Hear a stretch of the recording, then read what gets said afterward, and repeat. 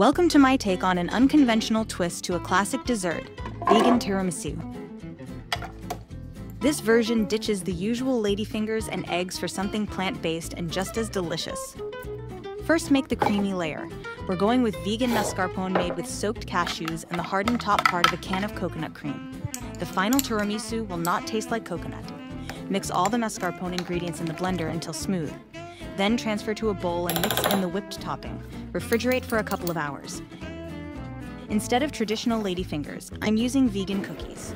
You can use shortbread cookies like you see in this video, or graham crackers or Biscoff cookies. Just briefly soak them in espresso or strong brewed coffee that is mixed with a little bit of maple syrup and liquor if you want.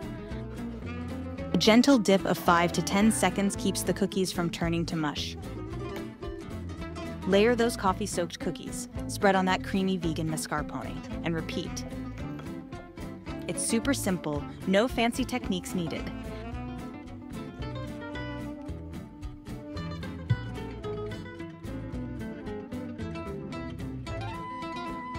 Top it off with a generous dusting of cocoa powder and voila! A delicious, no-bake vegan tiramisu that's untraditional but, trust me, just as irresistible. So, if you're looking for an easy, no-bake dessert that skips the eggs, dairy, and ladyfingers, give this vegan tiramisu a try. It's effortless, tasty, and guaranteed to impress. Sometimes, breaking the rules makes for the best desserts. Enjoy it. Visit nutsandtwigs.com for more details.